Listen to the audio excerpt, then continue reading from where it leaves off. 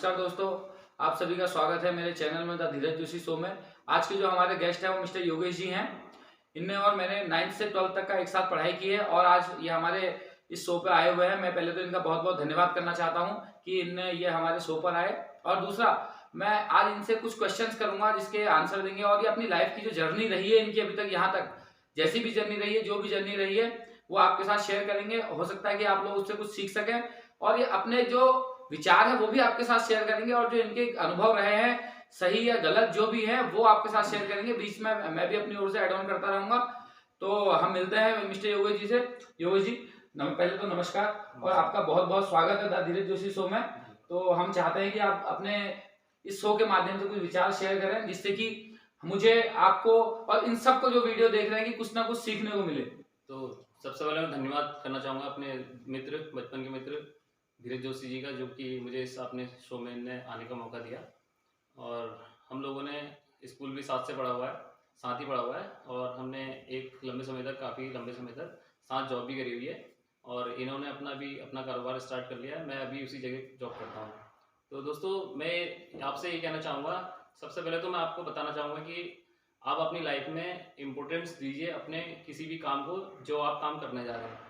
तो जैसे कि मान लीजिए आपने कोई काम स्टार्ट करा है, कहीं भी करा है, आप चाहे कहीं जॉब कर रहे हैं या फिर अपना काम स्टार्ट कर रहे हैं, तो जो भी कर रहे हैं उसमें पहले तो अपना मन बनाइए सबसे पहले कि मैंने ये काम करना है और इसको सच्चे मन से करना है, तभी आप उसमें कुछ चीज़ सीख पाएंगे और उसमें सफलता प्राप्त कर पाएंगे।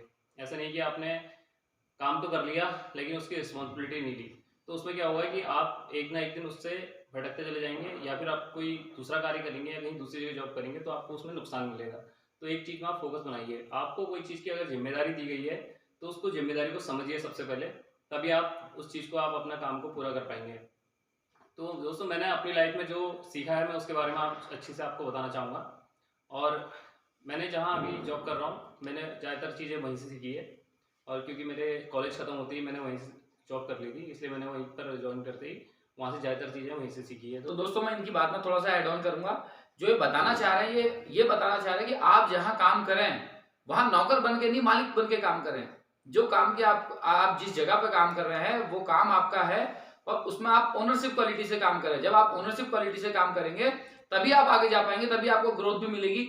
अगर आप नौकर बन के काम करेंगे तो आप जिंदगी भर नौकर रहेंगे। तो जो भी काम करें, तन से, मन से, धन से, बिल्कुल सच्चे मन से काम करें और बिल्कुल ओनरशिप क्वालिटी से काम करें कि ये काम मेरा है, मुझे सौंपा गया है तो इसकी जिम्मेदारी पूरी मेरी है। ये गलत होगा तो भी मैं करूंगा सही, सही है तो सही है। तो सर, आपने बहुत अच्छी बात बताई। तो मैं इस पर एक बात कहना चाहूँगा, कई बार गलतियाँ मुझसे भी हो जाती है काम पे।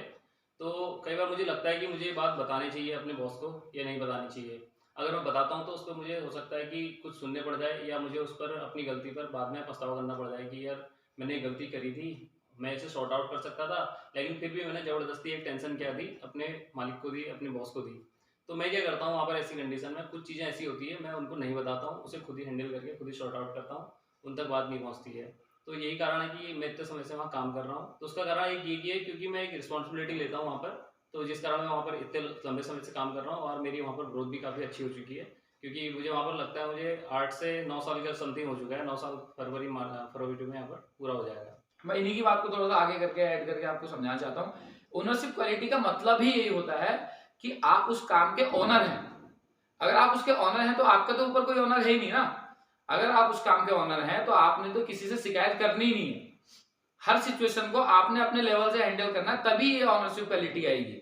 अगर आप ये सोच रहे हैं कि नहीं, मैं तो बॉस से कह दूंगा, मेरा क्या काम गया है, मेरा तो काम गलती भी हो गई तो कोई बात नहीं, वो देखेंगे, वो उनका हेडेक है, नहीं, ऐसा नहीं है। ऑनरशिप क्वालिटी मीन्स एवरीथिंग, कुछ भी हो उसके लिए आप लायबल हो, सब चीज के लिए आप लायबल हो, उसके लिए कोई दूसरा व्यक्ति लायबल नहीं है, क्योंकि आप उस काम के ऑनर हैं।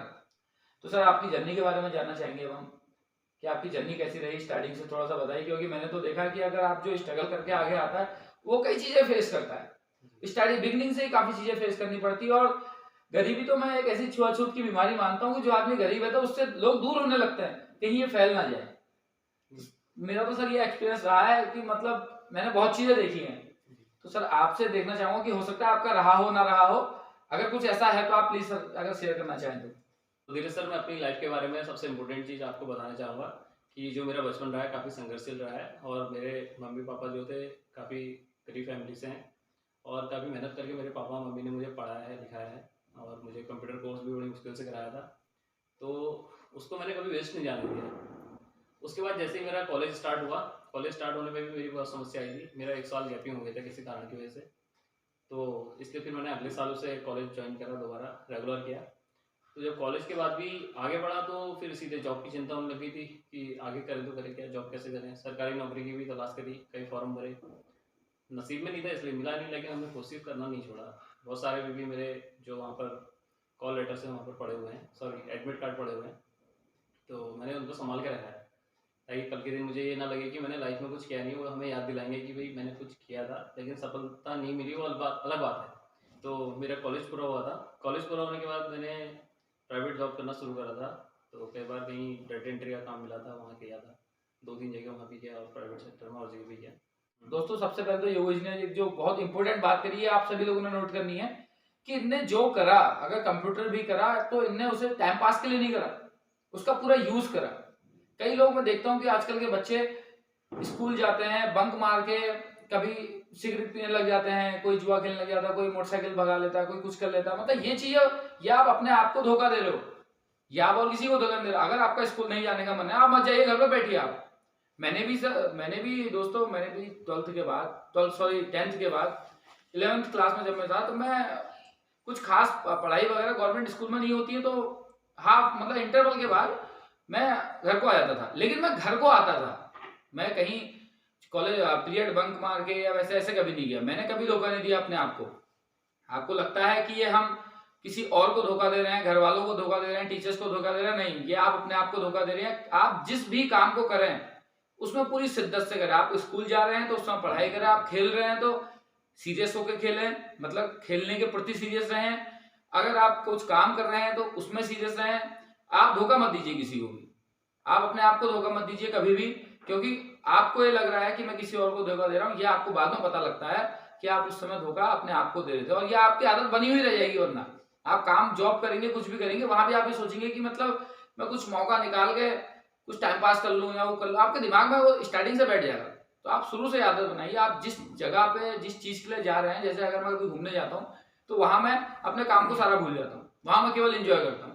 अगर मैं काम करता हूँ तो उसमें मैं घूमना फिरना, मोबाइल चलाना, ये चीजें नहीं देखता हूँ। डिस्ट्रैक्शन नहीं होना चाहिए बिल्कुल भी, आपकी कंसिस्टेंसी होनी चाहिए, आप जो भी चीज करें। Sir please. तो मैं आपको एक बहुत बड़ी इंपॉर्टेंट बात बताना चाहता हूँ जो मैं अपने लिए समझ सकता हूँ, जो मैंने सही करा है अपनी लाइफ में। दोस्तों मैंने कभी ये नहीं सोचा कि मेरे पास आज ये चीज़ नहीं है और दूसरे के पास है, तो उसको कभी जलना या फिर ईर्ष्या बोलते हैं इसे। हाँ। बिल्कुल सही कहा आपने। तो ऐसी चीज़ कभी मन में अपनी रखी नहीं। तो उससे क्या हो गया कि मेरी एक तरह की टेंशन होती है, जो लोग सोचते हैं ना कि हाँ। पड़ोसी को देख के चिढ़ हाँ, रहा है कि बहुत उसने जगह होता है। आज उसने कुछ सक्सेस कर लिया है, आगे को ग्रोथ कर लिया है, तो उसको देख कर ये लोग चिढ़ते हैं। तो मैंने कभी ये सोचा ही नहीं, कि मेरे मन में कभी ये ख्याल ही नहीं आया कि यार वो कर रहा है। मैंने हमेशा ये सोचा कि जो मैं कर रहा हूँ मैं उसी को अच्छे से करूंगा। हाँ। और एक दिन मैं भी ऐसी बनूंगा। बहुत अच्छी क्वालिटी है। मैं आपको पिछली वीडियो में बता रहा था कि लोगों की नेगेटिव चीजों से अपने आप को पॉजिटिव कैसे रखें। अपने आप के बारे में सोचा कि मतलब मैं ऐसा करूंगा, ये नहीं कि ये ऐसा कर रहा है उससे जलना। बहुत अच्छी बात है सर, ये बिल्कुल सही बात है। और दूसरी बात, मैंने कभी ये नहीं सोचा, मतलब इस तरह की बातें कभी दिमाग में नहीं लाई कि दूसरा व्यक्ति क्या कर रहा है या फिर कंपैरिजन नहीं करना। हाँ, दूसरा व्यक्ति जो कर रहा है उससे कभी कंपैरिजन करने की कभी कोशिश नहीं करी अपने आप को। तो मैं जो कर रहा हूँ, मेरा कार्य जो कर रहा हूँ वो सही होनी चाहिए, मैंने हमेशा ये सोचा है। तो मैं आपको एक तीसरी बात ये बताना चाहूँगा, हमेशा आपको क्या करना है कि किसी को देख के जलना नहीं है। सबसे पहले इससे क्या होता है, अपने अंदर बहुत बड़ी टेंशन इकट्ठा हो जाती है, जिससे आदमी क्या होता है कल के दिन बीपी या फिर शुगर, इस तरह की जो बीमारी चल रही है, बहुत अच्छी बात कही है। अपने दिमाग में जो भी आप प्रेशर लेते हैं उससे ये चीज़ें होना बहुत ही संभव हो जाता है। तो इस तरह की आप चीज़ें दिमाग में मत रखिए सबसे पहले। और अपने पास जो चीज़ है उस पर आप हमेशा खुश रहिए, संतुष्टि है संतुष्ट हमेशा अपनी लाइफ में बनाए रखिए कि भाई मेरे पास जो है उससे मैं संतुष्ट हूँ, उससे मैं खुश हूँ। और तीसरी बात मैं आपको ये बताना चाहूँगा, आप कोई भी काम कर रहे हैं या फिर आप कभी घर पे भी कोई काम कर रहे हैं, ये बाहर कर रहे हैं, तो हमेशा ईमानदारी से कोई चीज़ को काम करिए। और ईमानदारी रहेगी, बहुत इंपॉर्टेंट है। बिल्कुल सही बात। अगर आपकी ईमानदारी रहेगी, आपके अंदर सच्चाई है, आपकी सच्चाई साथ रहेगी, तो आप एक ना एक दिन जरूर सक्सेस प्राप्त करेंगे। और इस पर धीरज जी से कहना चाहूँगा, इसको अच्छी से कुछ एक्सप्लेन करने की कोशिश करें। योगी जी बहुत अच्छा एक्सप्लेन किया आपने, बहुत अच्छा बताया है। तो सर जो हमारे आप लोगों को जो बताना चाह रहे हैं वो आप लोगों को भी हो सकता है पता हो, लेकिन ये अपने एक्सपीरियंस के बेस पे बता रहे हैं कि एक तो ईर्ष्या किसी से नहीं करनी। ईर्ष्या करने से क्या करते हो आप, अपना ही ब्लड, अपने आप को ही मतलब परेशान करते हो। दूसरी चीज इनने जो बताई थी, संतुष्टि, मतलब आप किसी से कंपैरिजन करके क्या कर लोगे, आप वो तो बन नहीं जाओगे। अगर आप उससे कंपैरिजन करोगे, अपने को नीचा समझोगे, तो आप उतना भी नहीं बन पाओगे जितना आप बन सकते हो। आप अगर कंपैरिजन कर रहे हैं तो उसको पॉजिटिव में करें कि मुझे भी ऐसा बनना है। तीसरी जो इन्होंने बहुत अच्छी चीज बताई, बहुत इंपॉर्टेंट चीज बताई है जो सबने नोट करनी चाहिए, ईमानदारी। ईमानदारी का मतलब ये नहीं कि केवल आप पैसों को लेकर ईमानदार हो। ईमानदार का मतलब होता है आप जिस काम को कर रहे हैं उसमें आप पूरी तत्परता से कर रहे नहीं कर रहे, आप उसमें कहीं धोखाधड़ी तो नहीं कर रहे, काम चोरी तो नहीं कर रहे हैं, इसे ईमानदारी बोला जाता है। आप किसी भी चीज में अगर आपके मन में मिलावट आ रही है तो वहां पर ईमानदारी खत्म हो जाती है। तो इसलिए ईमानदारी से काम करें और ईर्ष्या ना करें। और तीसरी चीज, किसी से कंपैरिजन ना करें, अगर करें तो वैसा बनने के लिए करें, ईर्ष्या के लिए ना करें।